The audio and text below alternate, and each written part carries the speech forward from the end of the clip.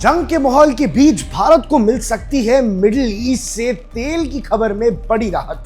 क्या ये इंडिया का एक मास्टर स्ट्रोक है? और जहां दुनिया भर में ऑयल क्राइसिस चलेगा, वहीं भारत को स्ट्रेट ऑफ हॉर्मज़ से आसानी से तेल मिल जाएगा। दोस्तों, गल्फ से आज एक शॉकिंग और अनप्रेसिडेंटेड अपडेट आई है। ईरान की इस्लामिक रेवोल्यूशनरी गार्ड कॉर्प्स यानी IRGC ने अनाउंस किया है कि स्ट्रेट ऑफ हॉर्मज़ अब सिर्फ US, इजराइल, यूरोप और उनके वेस्टर्न अलाइज के लिए बंद रहेगा, भारत के लिए नहीं। ये अनाउंसमेंट ईरान के स्टेट ब्रॉडकास्टर IRIB के थ्रू आई और इसके साथ ही ईरान ने वार्निंग दी है कि अगर इन कंट्रीज की शिप स्ट्रेट में एंटर करने की कोशिश भी करेंगी तो मिलिट्री एक्शन लिया जा सकता है। यानी US, यूरोप और इनके दोस्तों की शिप का तेल ले जाना अब स्ट्रेट ऑफ हॉर्मज़ से मिडिल ईस्ट से नामुमकिन है, लेकिन भारत अभी भी लेके जा सकता है। अब बात करते हैं कॉन्टेक्स्ट की। स्ट्रेट ऑफ हॉर्मज़ एक ऐसा स्ट्रैटेजिक चोक पॉइंट है जो पर्शियन गल्फ के पोर्ट्स को ग्लोबली कनेक्ट करता है। दुनिया का लगभग 1/5वां हिस्सा तेल यहीं से आता है और इसी स्ट्रेट के थ्रू वो गुजरता है। लेकिन अब सिचुएशन बेहद सीरियस है, क्योंकि यूनाइटेड स्टेट्स और इजराइल के जॉइंट मिलिट्री ऑपरेशंस के बाद कमर्शियल ट्रैफिक लगभग स्टॉप हो गया है और हाल फिलहाल स्ट्रेट ऑफ हॉर्मज़ से ज्यादा तेल नहीं डाल रहा है, क्योंकि भैया आखिर जंग के माहौल में कौन रिस्क लेगा? शिप्स को रिस्क लेने का डर है और गल्फ पोर्ट्स के आसपास ऑयल टैंकर्स एंकर्ड होकर वेट कर रहे हैं, क्योंकि कभी भी या तो किसी ऑयल टैंकर पे धमाका किया जा सकता है और कई अरबों करोड़ों का नुकसान हो जाएगा। इसलिए सारे देश डरे हुए हैं। लेकिन ईरान ने पहले ही अनाउंस किया था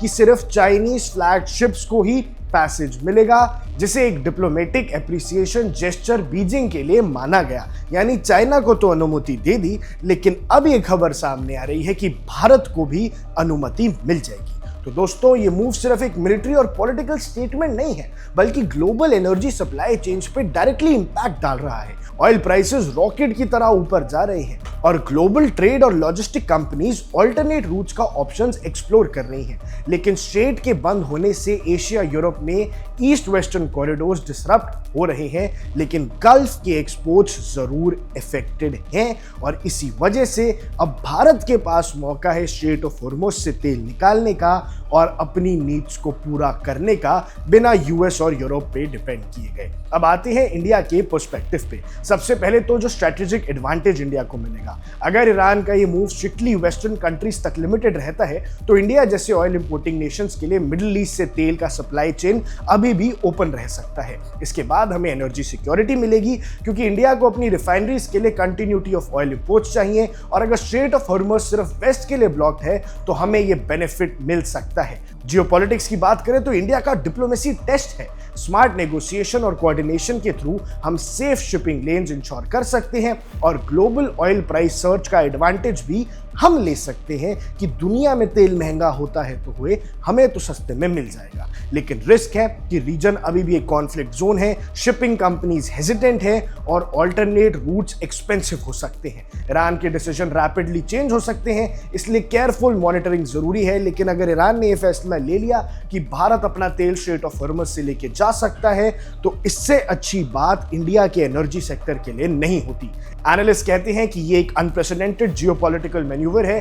पहली बार स्ट्रेट ऑफ हॉर्मज़ प्रैक्टिकली ब्लॉक हो गया है और सिर्फ कुछ कंट्रीज के लिए, इवन ईरान इराक वॉर के दौरान भी मर्चेंट वेसल्स ऑपरेट कर रहे थे।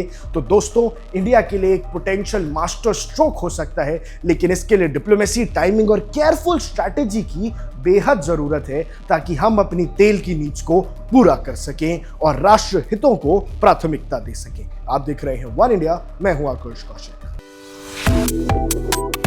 Subscribe to One India and never miss an update. Download the One India app now.